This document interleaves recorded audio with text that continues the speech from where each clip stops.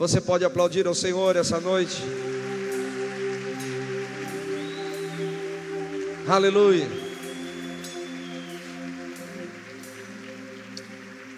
Aleluia. Queridos, eu quero que você se assente. Eu sinto que nós vamos mergulhar um pouco mais profundo em Deus hoje, como nós mergulhamos ontem. Mas eu também sinto uma incumbência do Senhor de trazer algumas fundamentações, algumas verdades espirituais. Eu não quero tomar muito seu tempo, eu quero apenas te instruir em algumas verdades. E se você tiver onde anotar, eu acho que seria muito útil para você. Nós vamos falar a respeito de uma proposta que eu acredito que é a grande proposta do cristianismo. Vamos falar que a vontade de Deus para nós é o crescimento. Eu não creio que Deus nos chamou apenas para sermos salvos, mas Deus nos chamou para que, sendo salvos, possamos crescer a cada dia, a cada instante, a cada momento. A gente percebe isso, por exemplo, na carta de Pedro, a segunda carta de Pedro, capítulo 3, versículo 18, que ele fala sobre esse crescimento espiritual.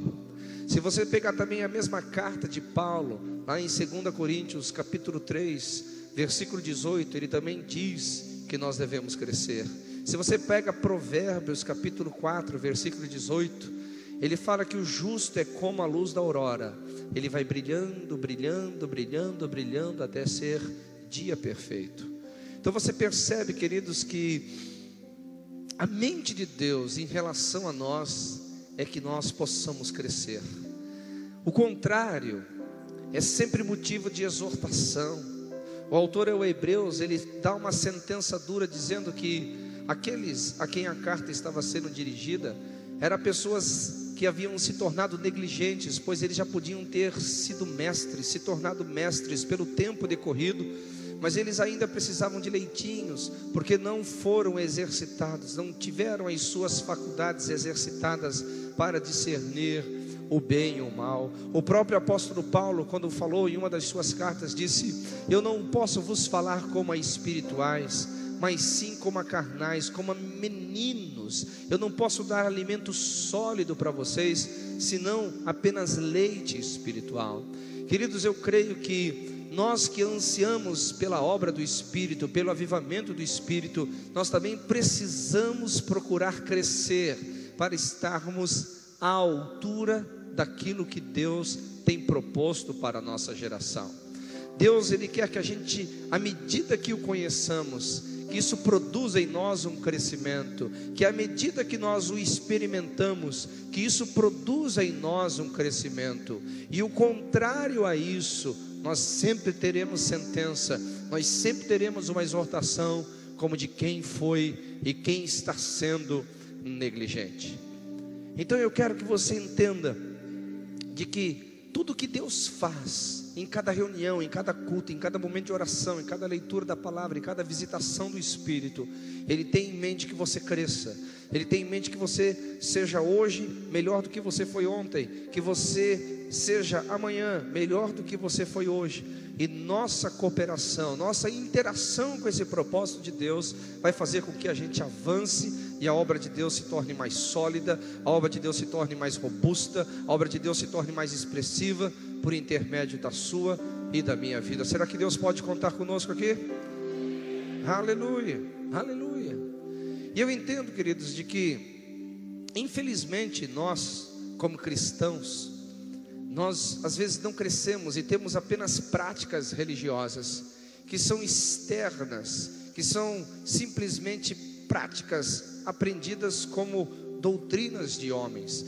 Se você observar lá em Marcos capítulo 7, Jesus ele foi muito duro com a liderança daquela época, dizendo que eles haviam ensinado às pessoas doutrinas que eram meramente doutrinas de homens, quando ele estava falando do Corbã. Jesus disse para eles que, de alguma forma, jeitosamente, eles haviam negligenciado a palavra de Deus para ensinar palavras que eram de homens, doutrinas de homens. Jesus ainda fala: e coisas semelhantes a estas, semelhantes ao ensino do Corbã, vocês praticam e ensinam às outras pessoas. Então Jesus, Ele não queria que de forma alguma as pessoas tivessem apenas uma estética, as pessoas tivessem apenas uma performance. Jesus queria que as pessoas tivessem essência. A gente percebe, por exemplo, quando ele sentencia, amaldiçoa a figueira. A gente sabe que a figueira, quando ela está florida, é porque ela está dando os seus frutos. E Jesus não foi buscar naquela figueira algo que ela não podia dar. E quando ele chegou ali e percebeu que ela havia dado uma notícia falsa, ela tinha dado uma impressão falsa, ele disse: não nasça mais fruto de ti, porque Deus deixou muito claro ali nesta obra de Jesus Cristo, de que Ele não quer que as aparências, suplantem, estejam acima da realidade da vida. E nós não temos outro caminho, amados, se não crescermos, se não avançarmos. E eu percebo que hoje em dia, nós como cristãos, nós estamos muito voltados a práticas externas e não estamos voltados para uma vida interior. Nós estamos muito voltados a um sistema, a um entretenimento, do que propriamente a uma vida espiritual em obediência à palavra de Deus. E nós podemos muitas vezes sermos assemelhados ao que aconteceu lá em Atos capítulo 17, versículo 23, quando Paulo chega na Grécia, lá em Atenas, e ele vê naquele aerópago um monte de altares aos deuses, e dentre aqueles muitos altares havia um ao Deus desconhecido. E Paulo vai com muita ênfase sobre aqueles rapazes, aqueles adoradores, dizendo o seguinte: vocês adoram a quem vocês não conhecem, vocês estão adorando a um Deus desconhecido. Então o que eu quero dizer aqui, queridos, é uma coisa muito forte, que é possível nós termos uma performance, e muito por trás dessa performance está uma ignorância, está uma falsidade religiosa. O próprio Senhor Jesus, quando se deparou com aquela mulher samaritana, disse: vocês adoram a quem vocês não conhecem. Eu não creio que Deus quer que a gente se reúna em um sistema meramente religioso, meramente doutrinas de homens nos cercando. Não, eu não creio nisso. Deus quer que a vida dele esteja dentro de nós, que o conhecimento dele esteja dentro de nós, e que esse conhecimento produza em nós um crescimento nele, um crescimento em nós, um crescimento na obra, um crescimento em todos os sentidos. Você observa no capítulo 19, ou mesmo 18, do versículo 24 a 26, você vai perceber que Apolo, ele tinha algumas questões muito importantes na vida dele.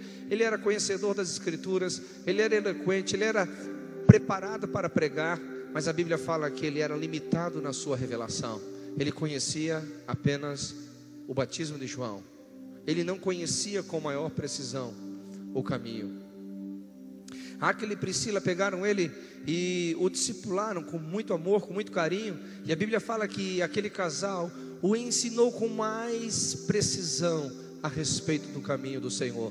Queridos, e aquele rapaz, aquele jovem fervoroso, conhecedor da palavra, aproveitou bem aquele ensino, ao ponto de lá na frente ele ser considerado uma das colunas da igreja, ser comparado com Paulo, ser comparado com Pedro, porque uns são de Apolo, outros são de Paulo, outros são de Pedro. Lógico que está num contexto errado de divisão da igreja, mas você percebe que Apolo cresceu ao ponto de se tornar uma referência na igreja.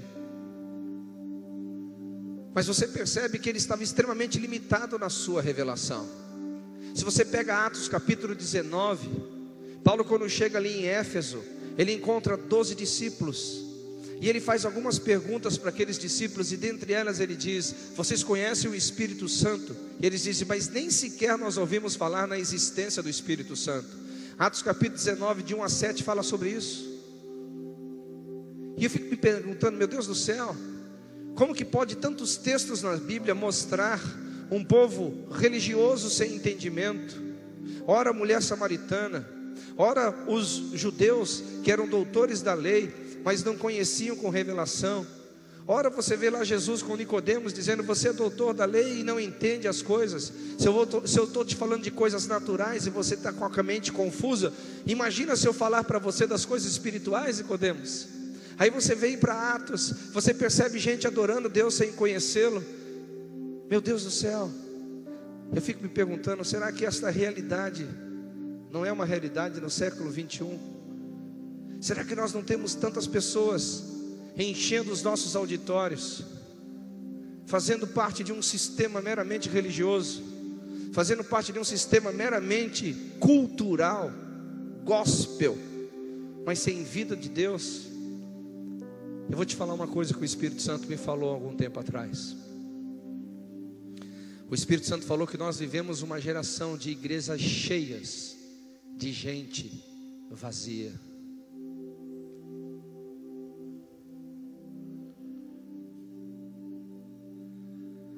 Uma geração de igrejas cheias,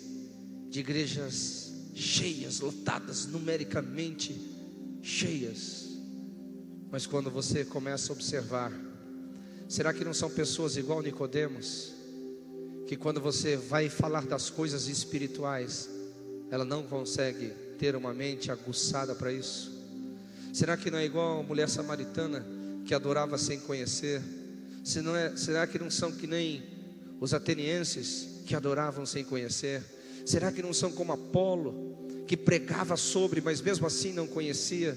Será que não são como os moradores, os discípulos de Éfeso, que nem sequer ouviram falar do Espírito Santo? Meu Deus! Eu creio que Deus precisa levantar uma geração para mudar essa história. E eu quero acreditar que Deus está levantando alguém aqui essa noite. Eu quero acreditar que Deus está levantando uma igreja assim essa noite, aleluia. Eu quero acreditar que nós teremos uma igreja nessa cidade cheia de gente, mas cheia de Deus, aleluia. Uma igreja que conhece a Deus e sabe o seu caminho com exatidão. Uma igreja que quando Jesus vier comunicar as coisas espirituais, nós vamos dizer: yes, é isso que eu sempre entendi, é isso que eu sempre quis, e é isso que eu quero para a minha vida, aleluia. Agora, cada um de nós aqui vai ter que se exercitar para crescer, para chegar a esse patamar, porque nenhum de nós viemos com essa compreensão, nenhum de nós nascemos com essa compreensão. Todos nós precisamos exercitar o nosso homem interior, para podermos chegar a esse crescimento proposto por Deus. E aqui, queridos, entra a verdadeira, ou talvez a mais importante obra do Espírito Santo. Nós sabemos que o Espírito Santo ele vem para nos mostrar a salvação, e eu creio nisso. Mas o Espírito Santo não quer que a gente apenas seja salvos. O Espírito Santo quer que a gente chegue à plenitude do varão perfeito. Efésios capítulo 4. Até que cheguemos à plenitude e à estatura de varão perfeito, como diz Timóteo, ao pleno conhecimento da verdade. E coube, e sempre caberá, e sempre estará sobre os cuidados do ministério do Espírito Santo trazer esta verdade. O Evangelho de João fala a respeito de que o Espírito Santo, ele iria receber de Jesus, iria nos comunicar. Se nós quisermos hoje ter algo de Jesus em nossas vidas, nós vamos ter que aprender a valorizar a obra do Espírito Santo.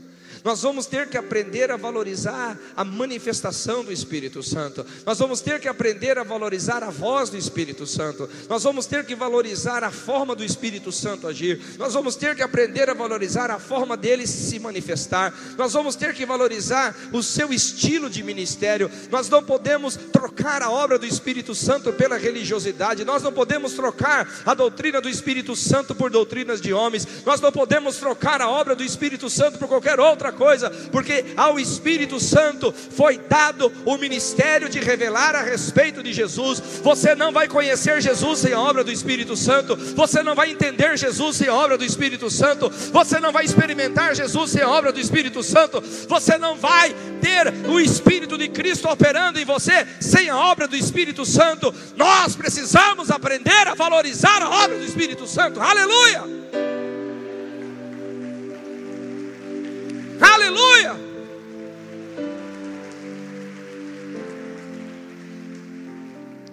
E eu entendo que isso é uma questão de maturidade, porque quando a gente olha a operação da Trindade nas Escrituras, a gente nunca vai contra. Você vai contra o que Jesus fez, a forma como ele fez? Como é que você poderia ser contra a forma como ele se encarnou, a forma como ele se conduziu como filho de Maria e José, a forma como ele se conduziu como um adolescente, a forma como ele se conduziu nos seus primeiros anos de ministério? Não, ninguém pode ir contra o que ele fez, o seu estilo de ministério. Ninguém questiona o que Jesus fez, a forma como ele fez, o estilo do seu ministério, a forma dele se apresentar.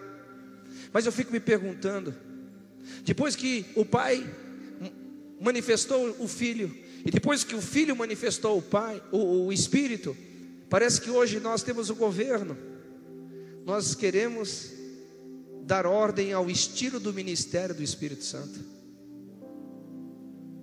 Nós achamos que o Espírito Santo tem que agir de uma forma, temos que acreditar que ele só vai se manifestar de uma forma compreensível a nosso raciocínio. Eu não estou dizendo que a obra do Espírito Santo vai nos embrutecer, nos tornar burro, imbecis, não é isso. O problema não é o Espírito trabalhar em cima da nossa racionalidade. O problema é que a nossa racionalidade muitas vezes é muito pequena. Nós somos pouco desenvolvidos para suportar o que o Espírito está fazendo.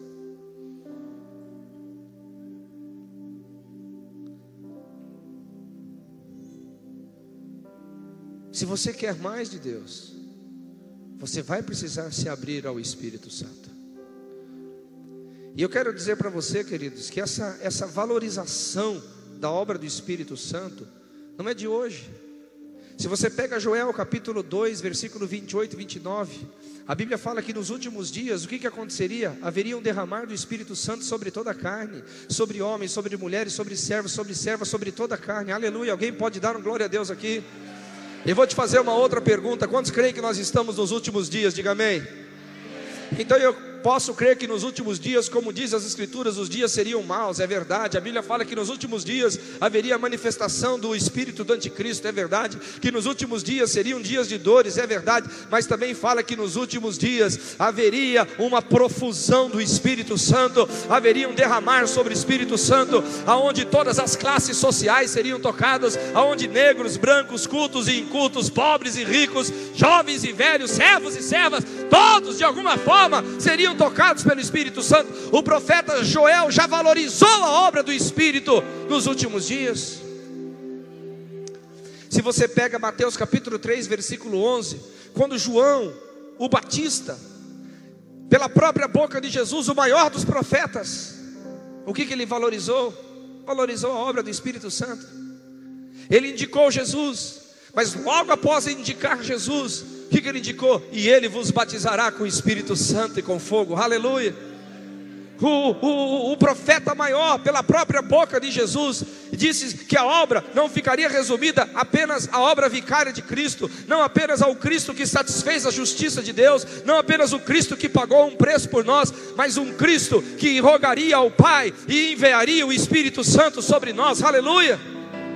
E o próprio Jesus, em Atos capítulo 1, versículo 8, disse: mas recebereis o Espírito Santo, recebereis poder sobre vós. Lucas 24, ele diz: ficai em Jerusalém, até que do alto sejais revestidos do Espírito Santo. Se você pega os profetas, se você pega o maior dos profetas, se você pega o próprio Jesus, os próprios apóstolos, Atos capítulo 2, versículo 14, quando Pedro se levanta, ele primeiramente defende o quê? Defende a obra do Espírito Santo. Ele diz: esses homens não estão embriagados como vós pensais, sendo ainda um momento tão cedo do dia, mas o que vocês estão vendo foi o que o profeta Joel disse. Sabe o que vocês estão vendo? Foi o que João Batista disse. Sabe o que vocês estão vendo? Foi o que o próprio Jesus disse. Eles estão cheios do Espírito Santo. Aleluia!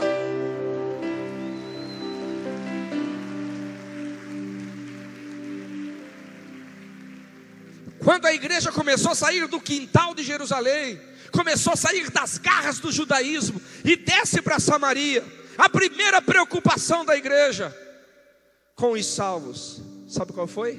Espera um pouquinho.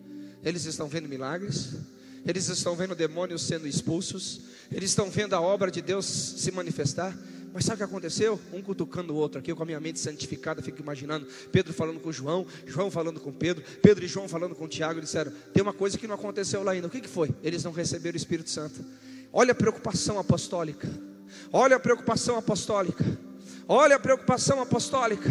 Olha a preocupação apostólica. E eles imediatamente fazem uma incursão em Samaria. E eles, preocupados, vão lá e impõem as mãos sobre os discípulos de Samaria. Para quê? Para que eles recebessem o Espírito Santo. Meu irmão, eu creio que chegou o tempo em que Deus há de levantar um povo que vai honrar o Pai, que vai honrar o Filho, mas também vai dar ao Espírito Santo o lugar que é devido na igreja. A nossa era é a era do Espírito Santo. A nossa geração é a geração do Espírito Santo. Ele é amado, Ele é desejado, Ele é querido. E nós não podemos ter vergonha da sua forma de agir. Nós não podemos ter vergonha da sua forma de se manifestar. Não importa o que religiosos dizem, não importa o que a tradição diz, não importa o que as pessoas estão dizendo. O que importa é a forma que Ele quer conduzir a igreja. E eu estou dentro, eu estou dentro, eu estou dentro, eu estou dentro. Aleluia!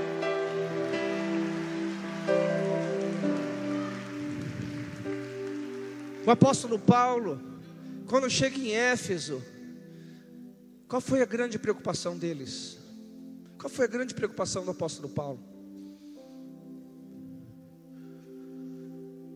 Vocês conhecem o Espírito Santo?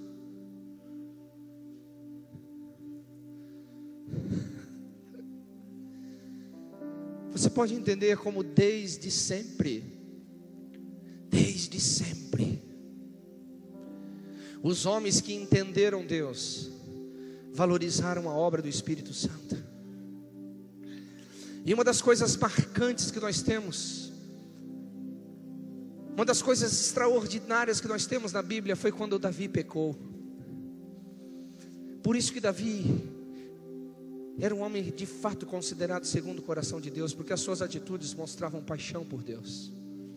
Quando ele pecou, ele não pediu para que o seu reino não fosse tirado. Ele não pediu para que a sua coroa não fosse tirada. Ele não pediu para que a sua riqueza não fosse tirada. Ele não pediu para que a sua reputação fosse restaurada. Ele pediu uma única coisa só: não retire de mim o teu Espírito Santo. Não retire de mim o teu Espírito Santo. Não retire de mim o teu Espírito Santo. Meu amado, todo homem que está nessa trilha de conhecer Deus e crescer, todo homem que está querendo mais de Deus em sua vida, automaticamente terá que ser uma pessoa que vai valorizar a obra do Espírito Santo.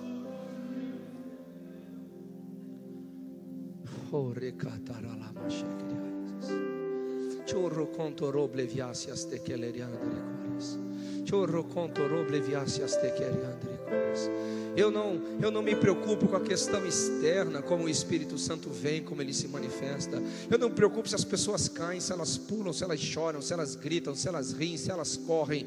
Eu não me preocupo com essas coisas externas. A única coisa que me preocupo, você está presente, Espírito Santo. O Senhor está podendo fazer o que o Senhor quer fazer. O Senhor está podendo falar o que o Senhor quer falar. O Senhor está podendo agir como o Senhor quer agir. O Senhor está podendo ter o controle para edificar essa igreja santa, sem mácula, sem ruga, ataviada para o dia do casamento. Espírito Santo, eu sei que a Ti foi confiada essa missão, e eu sei que o Senhor quer que eu participe disso. Então eu quero te conhecer, eu quero ser instruído por você, eu quero ser alfabetizado por você. Eu quero que da minha mente caia por terra toda a doutrina humana. Eu quero que da minha mente saia todo preconceito. Eu quero que da minha vida seja arrancada todo e qualquer impedimento carnal, humano, diabólico, doutrinas meramente humanas. Eu quero que a tua verdade me governe. Eu quero que a tua verdade me governe. Eu quero que a tua verdade me governe. Eu quero que o Senhor tenha total acesso e domínio sobre a minha vida. Alguém quer a mesma coisa? Dê um brado de vitória aqui, aleluia!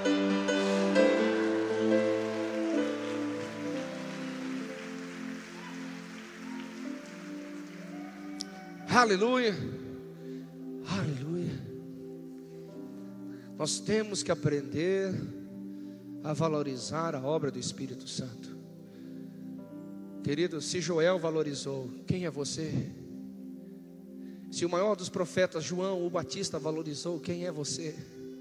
Se o próprio Senhor Jesus valorizou, quem é você? Se o apóstolo Pedro valorizou quem é você, se João, o apóstolo, valorizou quem é você, se Paulo valorizou quem é você, meu amado, meu querido, o Espírito Santo está te amando essa noite, dizendo para você: você está equivocado na sua forma de pensar, na sua forma de agir. Olha, eu vou te dizer uma outra verdade, o Espírito Santo me ouça. Eu sei que eu estou falando para um pastor, eu sei que eu estou falando para um líder forte, eu sei que eu estou falando para pessoas de influência. Eu quero que você entenda: o grande problema no seu ministério é porque você está tentando, pela própria força humana, do raciocínio, da filosofia, da comunicação meramente carnal do Evangelho, mudar as pessoas. E acredite no que eu vou te dizer: o homem não muda o homem não tem capacidade de mudar o homem não tem poder de transformar o homem não tem poder de mudar o ser humano. A única pessoa que recebeu autoridade para mudar o ser humano é o Espírito Santo. Ele pode entrar dentro e mudar a natureza caída do homem e fazer com que ele nasça de novo. O Espírito Santo pode pegar um homem totalmente torcido, distorcido, arrebentado ao meio e fazê-lo uma nova criatura. Alguém pode dar um brado de vitória aqui, meu querido?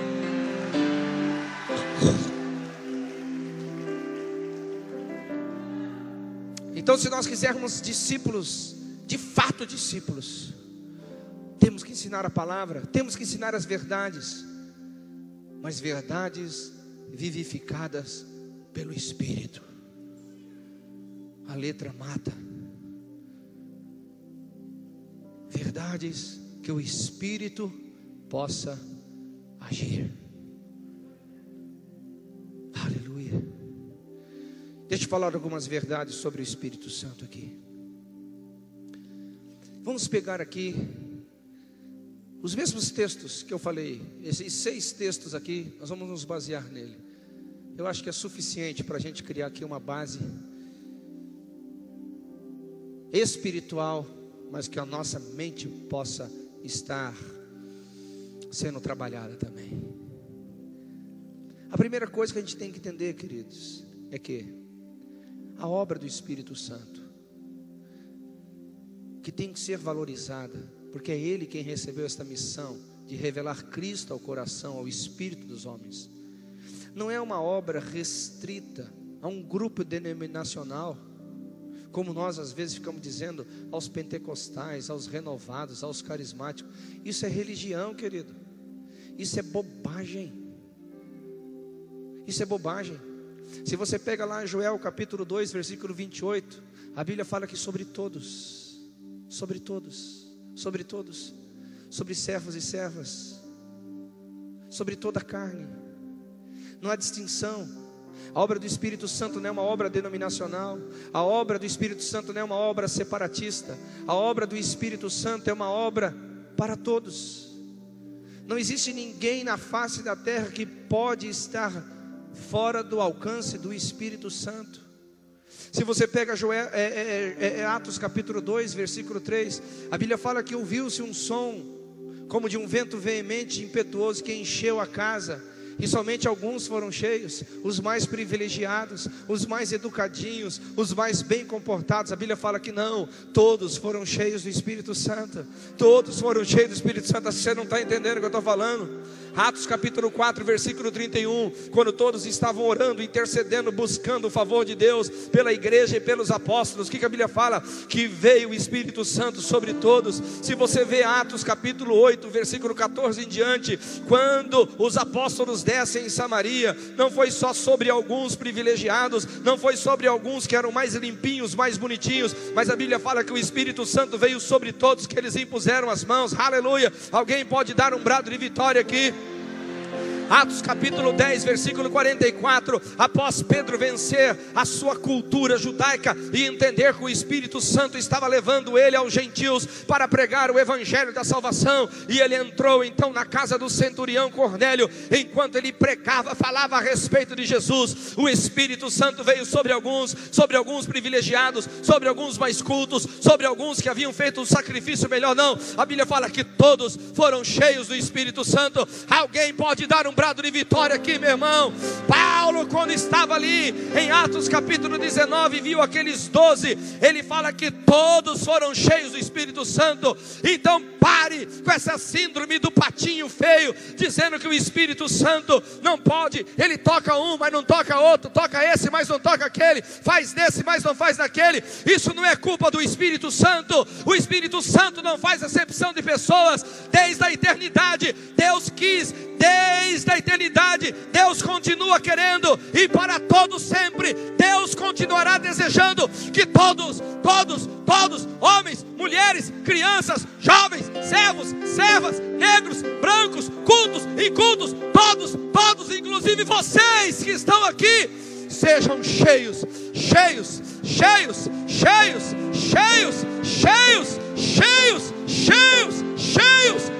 do Espírito Santo.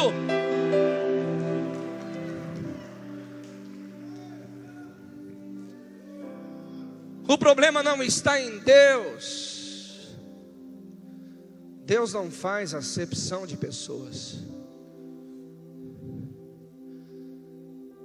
Deus só faz acepção de atitudes.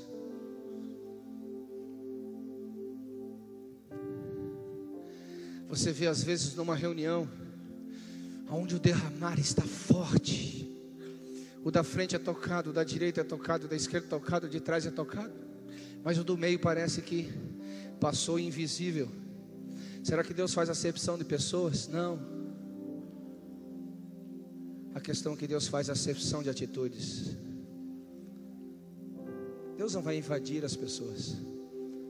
Deus não vai quebrar a liberdade das pessoas, ainda que Ele possa, mas não é o padrão dele. O maior problema nosso, queridos, é porque tem às vezes uma formatação em nossa mente que nos torna pessoas inibidas. Eu digo que a obra do Espírito Santo no auditório, na vida de uma pessoa, é semelhante a um surfista. Ele não pode criar a onda, ele não pode fazer nada, exceto com a sua prancha pegar a onda criada e surfar. O problema é que às vezes o Espírito Santo está se movendo. Você está num culto como esse, contagiante. Você pode sentir que há algo de Deus aqui essa noite. Alguém pode sentir isso ou não? Aleluia. Agora mesmo você teve a oportunidade de dar um glória a Deus, mas ficou assim.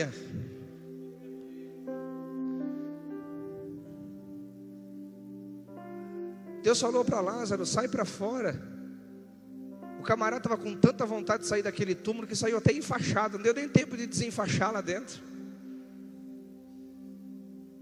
O problema, queridos, é que a gente cria uma mentalidade errada. A mentalidade do patinho feio. Não, Deus não me quer, Deus não me toca, Deus não me... Meu irmão, o problema não é Deus, o problema é você.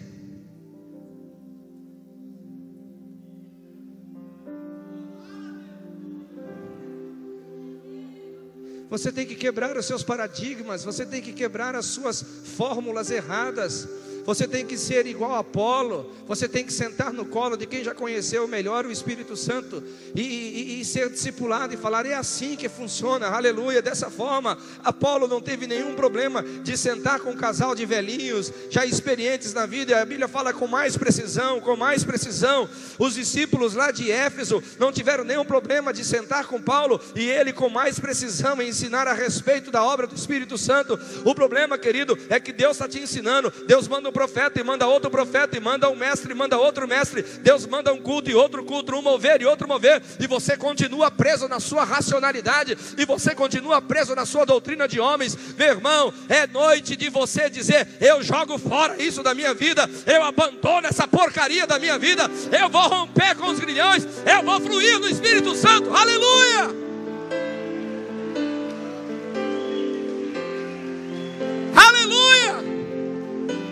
Você pode dar um glória a Deus aqui. Você pode dar um brado de vitória aqui. Aleluia.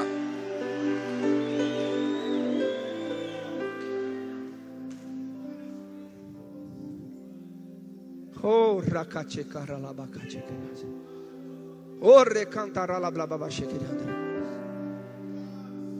Atos capítulo 2, a gente percebe como que os homens funcionam. A Bíblia fala que veio do céu um som como de um vento veemente e impetuoso e encheu toda a casa.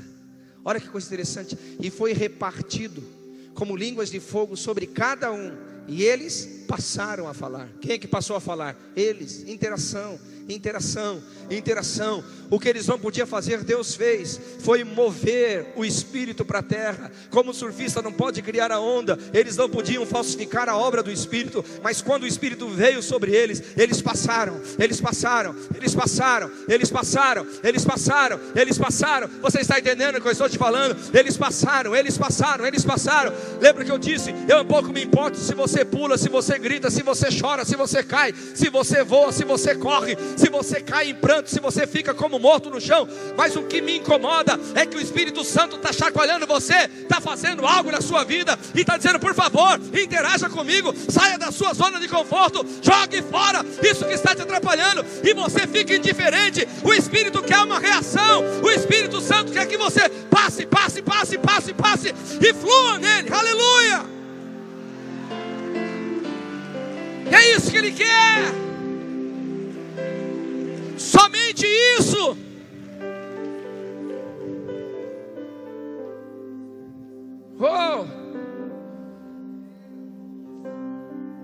Por toda a Bíblia, eu poderia discorrer a Bíblia de Gênesis a Apocalipse, mostrando esse princípio. E você fica com essa doutrina: se Deus quiser, Ele faz. Cabeção, vai ler a Bíblia direito, meu irmão.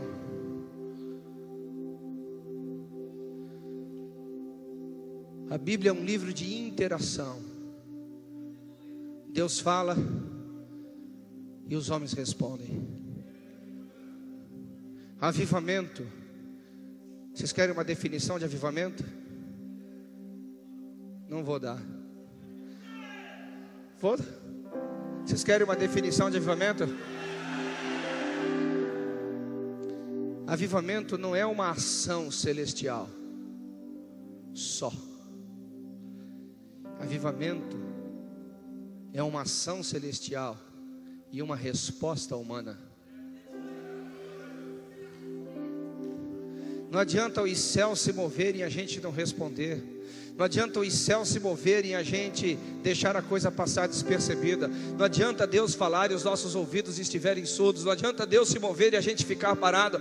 Não adianta Deus bradar e a gente fazer de conta que não ouviu. Meu irmão, avivamento é quando os céus falam e a terra ecoa. Avivamento é quando os céus se movem e a terra se move junto com ele. O avivamento é isso. Deus está esperando um povo na terra que responda à voz dos céus. Deus está esperando alguém que, quando o fogo acende na sua cabeça, ele passa a falar. Mas sabe falar o que? Não é doutrina de homem. Sabe o que é falar o que? Não é questões meramente pragmáticas, não é falar coisas meramente humanas. Mas a Bíblia fala que quando eles se moveram lá em Atos capítulo 2, eles falavam das grandezas de Deus, das grandezas de Deus, das grandezas de Deus. Como nos ouvimos falar das grandezas de Deus? Será que tem alguém aqui que vai dar uma resposta positiva aos céus? Aleluia! Aleluia! Agora, por outro lado, queridos, sempre vai ter aqueles, isso é carne, eles estão cheios de vinho, sempre vai ter, sempre vai ter, sempre vai ter.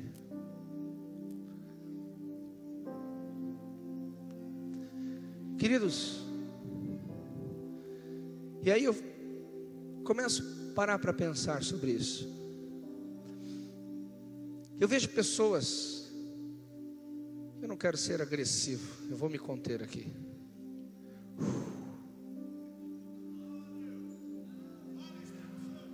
É que eu não sei se é o Espírito, acho que era eu mesmo revoltado.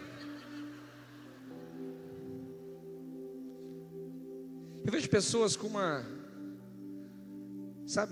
tão gigantes intelectualmente, tão preparados para a vida, mas com a cabeça menor do que de uma minhoca espiritualmente falando. Aí começam a dizer assim: esse negócio do misticismo, da obra do Espírito Santo não é para mim. Isso aí é exagero. Outros vão até um pouco mais além. Isso é coisa do diabo. Isso é coisa de Satanás. Queridos, deixa eu fazer uma reflexão com você aqui. Vamos pegar os mesmos textos que nós pegamos aqui. Joel capítulo 2. O que a Bíblia fala que aconteceria quando o Espírito Santo fosse derramado sobre toda a carne? Olha só, sonhos, visões e profecias. Não são coisas místicas? Não são coisas supranaturais? O que você vê em Atos capítulo 2, versículo de 1 a 4? Ouviu-se um som como de um vento veemente e impetuoso. E ouviu-se isso. E viram-se línguas como de fogo, repartidos sobre cada um deles. O que é isso? O que é isso? Se não é uma questão mística? Atos capítulo 4, versículo 31, enquanto eles oravam, o chão tremeu. O que é isso? Atos capítulo 8, de 14 em diante, até o 18, se eu não me engano, a Bíblia fala que eles viram. Repita comigo, eles viram. Diga comigo, viram. Agora pergunte para o seu irmão, diga assim: como é que eles viram o Espírito, se o Espírito é invisível? Como é que é, me pergunta, como é que eles viram as pessoas recebendo o Espírito Santo, se o Espírito Santo é invisível? Alguém pode me explicar? Querido, isso é uma questão lógica. É lógico que havia manifestação, e eu posso acreditar que a manifestação ali em Samaria era semelhante de Atos capítulo 2, onde as pessoas pensavam que eles estavam embriagados de vinho. Havia algo externo, havia algo místico. Está tão claro na Bíblia isso, mas a nossa ideologia, a nossa doutrina cética e incrédula tenta impregnar em nós coisas que não são bíblicas. Atos capítulo 9, você quer coisa mais mística do que uma luz que brilha mais do que o sol do meio-dia?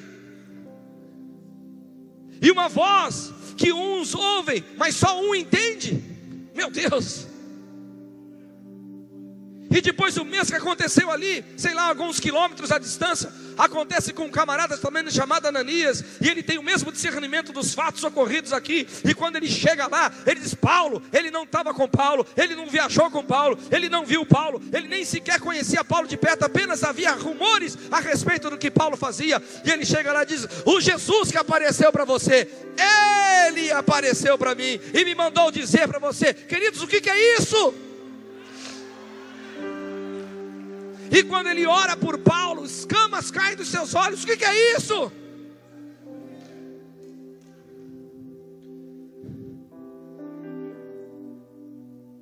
Atos capítulo 10. Qual é a indução parapsicológica que Pedro podia ter induzido os gentios de Cornélia? Você já parou para pensar que manifestação mística? O camarada orando, Deus manda o anjo descer, e o cara vê um anjo, conversa com o anjo dá o nome da pessoa, dá o endereço onde a pessoa está, fala o que... Eu estou falando de Novo Testamento, meu irmão. Eu estou falando da nova aliança. Eu estou falando da igreja que havia saído já do quintal de Jerusalém. Eu estou falando de coisas que são para nós, de coisas que são para hoje, de coisas que é para você, que é para mim. Nós não podemos ter medo dessas coisas. E quando Pedro chega lá, muito comportadinho, queridos irmãos, agora eu reconheço que Deus me deu autorização para entrar na casa de um gentil. E quando ele começa a falar, Deus fala: Pedro, você está me causando enfado, deixa eu entrar em ação aqui, aleluia. E o Espírito Santo desce e todos começam a falar em novas línguas. E eu fico percebendo assim, mas quanta imbecilidade doutrinária de algumas pessoas dizerem que o Espírito Santo era só para os apóstolos. Já estava lá com gentios.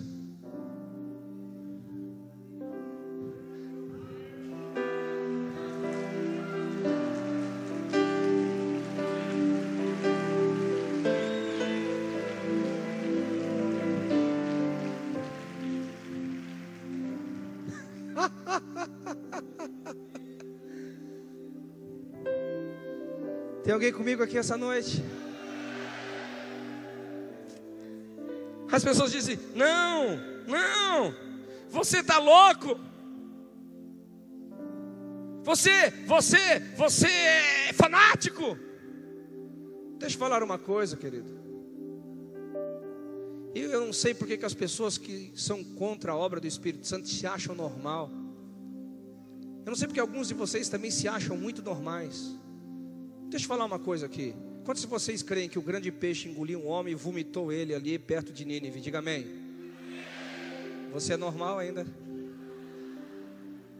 Quantos creem que um velho já adormecido recebeu uma promessa para ter filho e depois de quase 25 anos ele vai gerar um filho de um ventre já adormecido? Diga amém.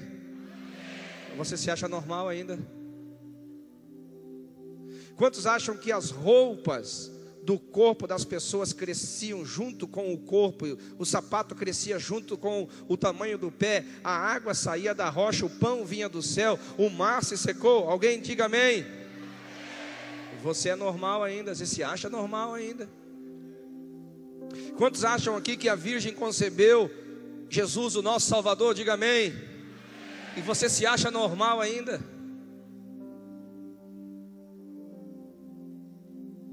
Você vê como o diabo faz a gente virar estúpido e fica dando risada da gente com essas doutrinas malucas, desprezando a obra do Espírito Santo.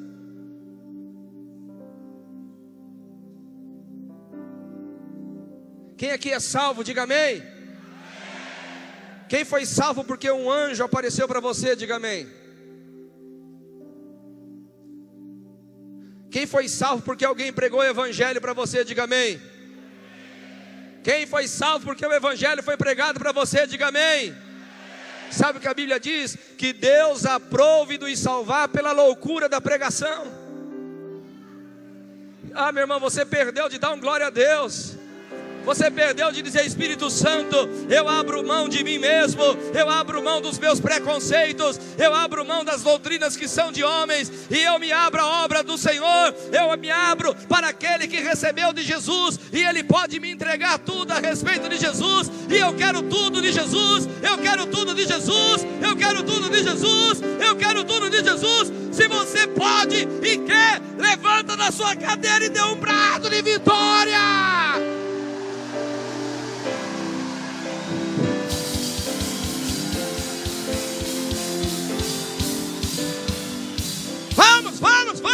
Vamos.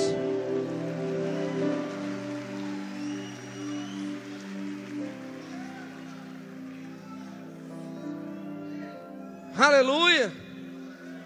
Senta aí, irmão, é só a introdução.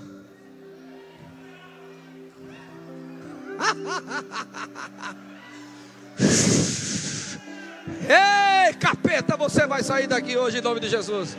Aleluia. Aleluia. Diga: eu estou em avivamento, eu estou em avivamento, eu estou em avivamento porque a vida de Deus está dentro de mim, e o Espírito que habita dentro de mim está fluindo.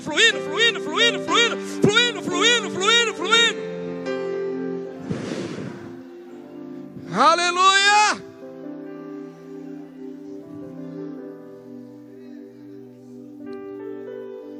Oh.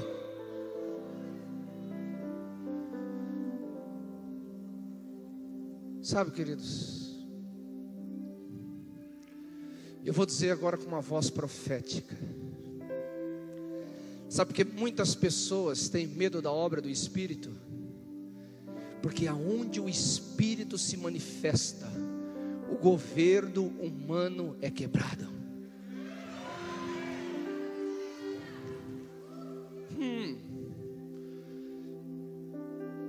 Porque muitos se fecham, porque o sistema é controlado meramente por homens, e eles sabem que na hora que o Espírito Santo entrar, ele entra arrebentando esse sistema.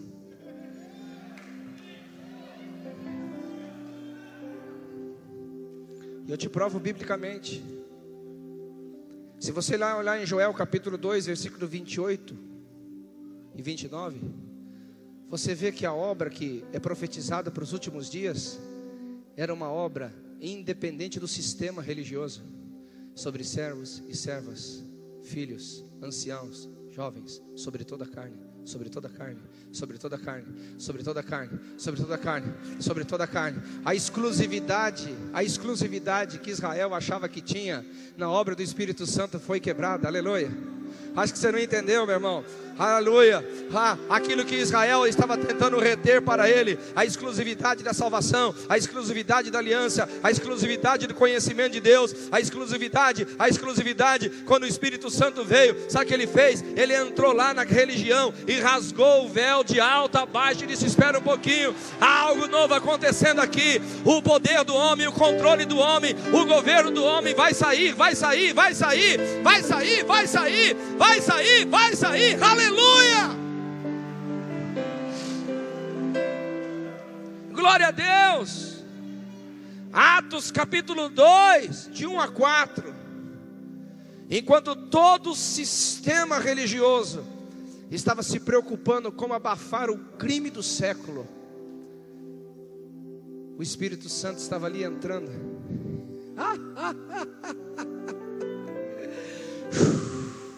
Enquanto eles estavam preparando uma festa que outrora era algo de Deus, mas ao longo de uma caminhada se tornou meramente tradição humana, onde as pessoas entravam e saíam sem Deus, onde as pessoas entravam e saíam sem conhecimento, entravam e saíam sem revelação, entravam e saíam sem algo que pudesse mudar elas. A semelhança do eunuco de Candace, que depois da festa volta para sua casa com a Bíblia na mão, e Filipe pergunta: você entende que lê? Como que eu vou entender? Como que eu vou entender? Como que eu vou entender? Ele acabou de vir de algo religioso, ele acabou de vir algo aparentemente sagrado, mas voltou de lá estúpido. Meu irmão, quando o Espírito Santo vem, ele quebra o governo do homem.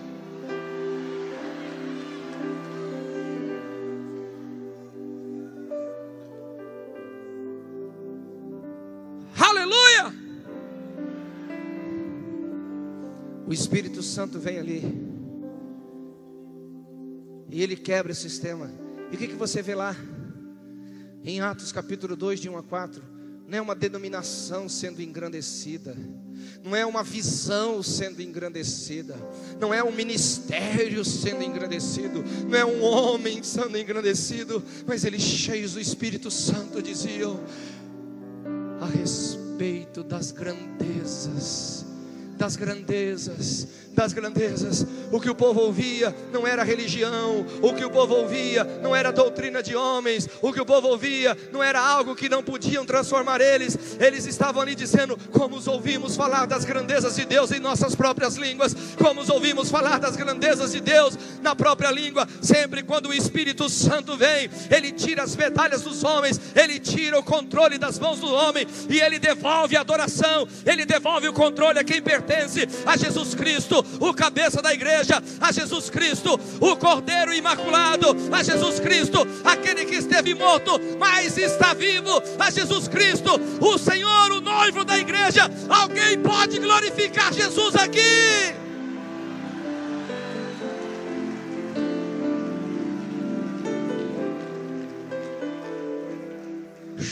Chorabacate cantarabacate queriandaralaba. Uou! Uou!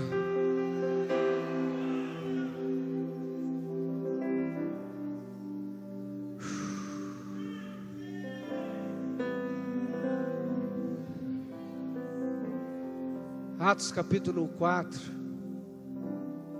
Um ambiente de oração, de adoração. Atos capítulo 8. Logo a corrupção humana tenta entrar no avivamento. Demônios sendo expulsos, pessoas sendo libertas, doentes sendo curados, o Espírito Santo sendo derramado. Olha aí, a religião querendo entrar, ó. Olha a religião querendo ter o controle, ó. Você não quer dinheiro para você me dar isso? Aí o Espírito Santo fala assim: aqui não. Aqui não.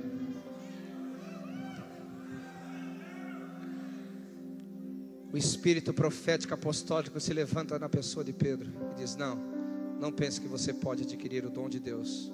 Seu coração é perverso. Você vê que aonde o Espírito está, a humanidade nunca vai ter o controle.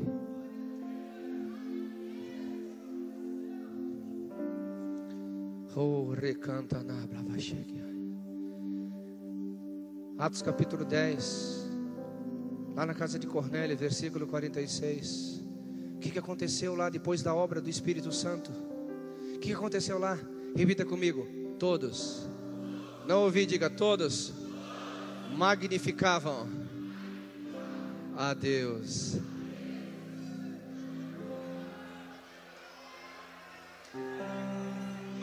Como nós vamos ser contra uma obra que glorifica a Deus? Como vamos ser contra uma obra que põe Jesus no seu lugar? Como vamos ser contra uma obra que estabelece aquilo que Deus sempre quis? Oh, meu irmão, é tempo de nós pregarmos um evangelho cheio do Espírito Santo, aonde o evangelho antropocêntrico sai de cena e o evangelho cristocêntrico tenha o domínio. Isso só é possível não com estratégias humanas, isso só é possível não apenas com pragmatismo, isso é possível não apenas com democracia, isso só é possível quando o Espírito Santo, porque Ele recebeu e somente Ele pode entregar a respeito de Jesus.